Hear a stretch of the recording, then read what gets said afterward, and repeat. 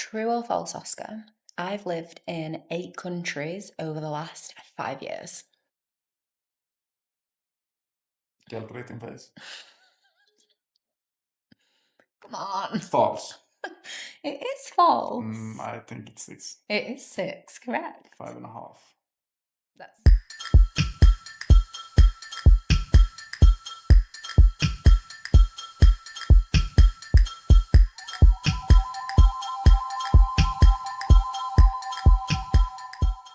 Welcome back to Breaking the Burnout Cycle. I am Oscar, I'm Ciara. and today we're gonna shine a special light on this woman right here. And we're gonna learn a little bit about her journey, how she met the fantastic me, and how we have danced through not only Europe but most of the world together ever since. So, Ciara, Yes. tell us a little bit. How did your journey start? How did which bit of my journey start? I'm not going to do the whole, well, I was born I was born in a by the Victorian river. in a little tent, and just like the river. Okay, I've been slipping away into reminiscing the times by the river. Tell us how your journey started, like this mission you have been on the last 10 years. How did it start? Where did it begin? So I'm going to call it my awakening journey, or maybe even my self-leadership journey, let's call it that.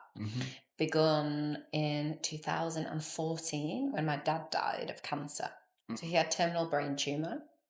At the time, I was at university doing a drama and theatre degree, and my dad had been diagnosed with terminal cancer at the beginning of that degree. So I was kind of living a bit of a double life for those 3 years between university and, living out of home for the first time and developing into an adult, and then coming home and my dad would be deteriorating and becoming worse in his illness.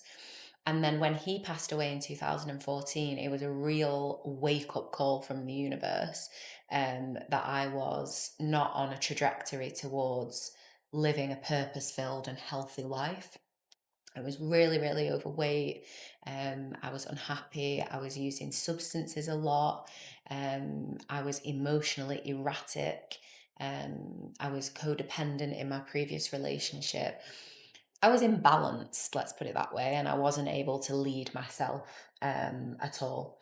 So I'm so grateful for that experience because my dad dying woke me up to life, and I realized, wow, you can just die. And So that if I can could be just mirror you there, one of the most terrible things that could have happened, one of the saddest thing in your life, you turned into something amazing. You felt as though you were shackled out of your shackles, so to speak, and you awoken to like there's more to this realm than just going to work back and forth 9 to 5. Yeah, exactly. I was definitely able to. And, that's become one of my kind of key phrases or teachings of turning suffering into strength, turning grief into greatness, pain into purpose. And I believe I had to go through that experience in order to understand that principle, obviously, because you can't understand something unless you've experienced it fully. 100%. You said something there, turning pain into purpose. Yeah. That will lead me into one of my questions for you. Perfect segue. We came back from a short break, and here's the question once again posed. What drives you in your work today?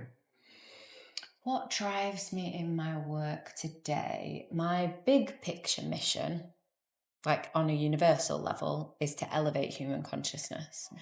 That feels as though it's my mission, and I've kind of discovered that as I described there in the unfolding of my dad's death and kind of being put on a new trajectory. So yeah, I feel as though I'm here to elevate human consciousness and to help as many people as possible connect to themselves fully and remember who they really are. An expansive eternal being who has the ability to create, whatever it is that they want.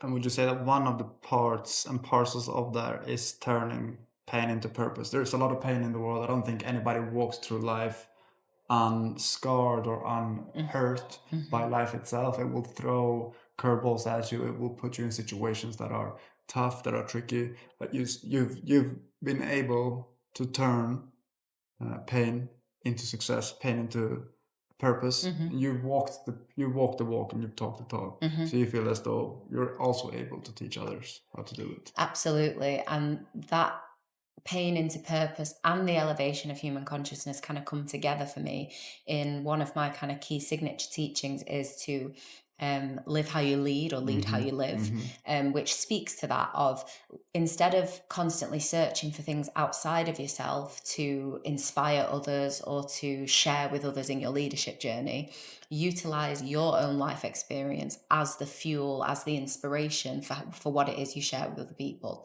aka me sitting here now on this podcast talking about how my dad died.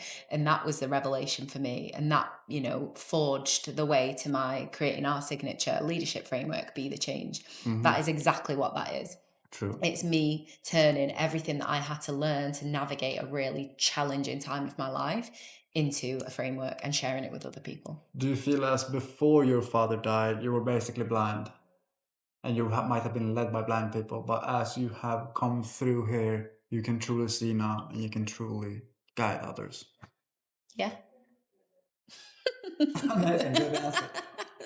You put words in my mouth. I was like, it would have been really awkward to be like, no, actually. What is something people might not know about you?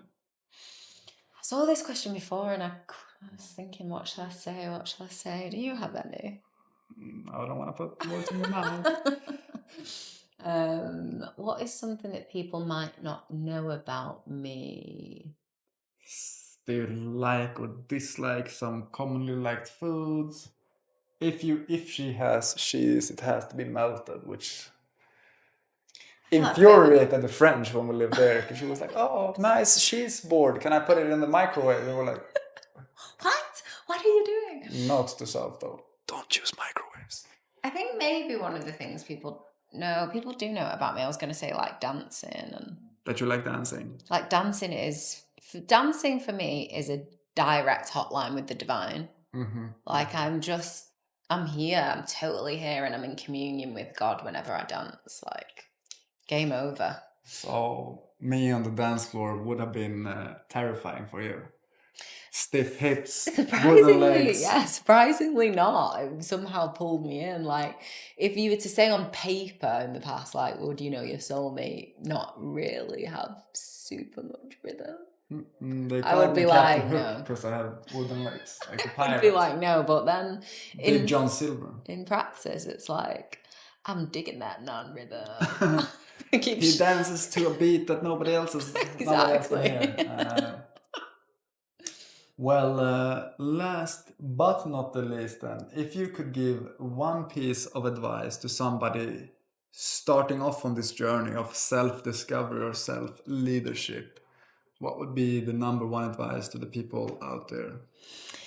It would be start from where you are, which seems really, really obvious, but there's so much information out there. The personal help, self-growth, personal development industry is humongous. And I know because I'm a big part of it and I try and digest as much as possible. And feedback that I get a lot from clients is, I just don't know where to start. I'm reading all these books, I'm learning all these methodologies. They're all amazing. It's so much information. And now what? What do I do with it all? Just do it. Yeah. So my piece of advice would be choose one, like find your bare minimum commitment and integrate one thing. Chances are it's going to be the one thing that is presenting the biggest challenge for you right now, because what's in the way is the way.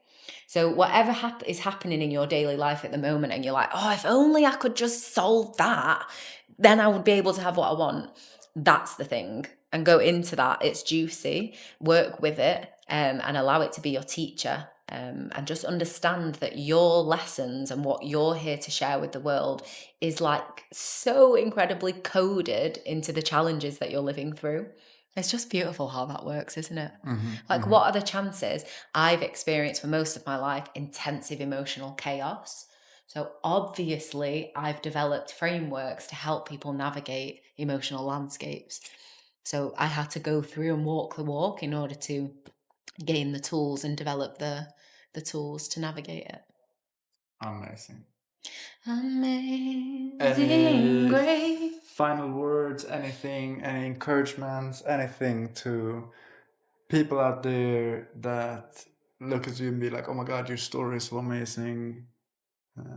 Anything you feel like you would have wanted to sprinkle in? I think I'm still stuck on this something that people don't know about you, because I feel like it was a bit of a fluff and I didn't really answer it properly.